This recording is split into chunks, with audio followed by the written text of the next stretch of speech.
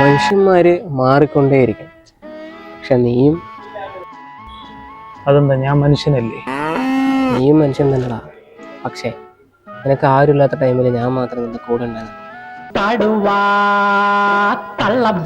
നിനക്ക് ഓർമ്മയുണ്ടോന്ന് എനിക്കറിയില്ല, പക്ഷെ പണ്ട് സുമതി ടീച്ചർ നിന്നെ തല്ലുമ്പോ കൂടെ തല്ലുവാങ്ങാൻ ഈ ഞാൻ മാത്രം ഉണ്ടായിരുന്നു. അടിച്ചു നിന്റെ ആണപ്പല്ല് ഞാൻ എടുക്കും. 3ാം ക്ലാസ്സിലെ സുമതി ടീച്ചർ എന്നെ തല്ലിയ കാര്യം ഇതോടെ 3 ലക്ഷം പ്രാവശ്യം എൻ്റെ അടുത്ത് തന്നെ പറഞ്ഞു കഴിഞ്ഞു. അന്ന് ഞാൻ തല്ലു വാങ്ങാനുള്ള ഒരേ കാരണം നീയാണ്. വേണ്ട. ഓ, പറഞ്ഞു പറഞ്ഞപ്പോ നീയും കണക്കുകൾ പറയാൻ തുടങ്ങി. എടാ, കറിയിലെ ആവശ്യം കഴിഞ്ഞ് കഴിഞ്ഞാൽ തൂക്കിയെറിയുന്നതാണ് കറിവേപ്പില. അതേപോലെ ജീവിതത്തിലെ ആവശ്യം കഴിഞ്ഞ് കഴിഞ്ഞാൽ തൂക്കിയെറിയുന്നതാണ് മനുഷ്യന്റെ ഗുണം.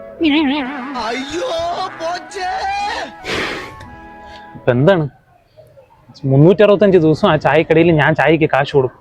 ഇന്ന് ഒരു ദിവസം നിന്നെ കൊണ്ട് ചായക്ക് കാശ് കൊടുക്കാൻ പറഞ്ഞു. അതാണല്ലോ ഞാൻ ചെയ്ത കൊലക്കുറ്റം.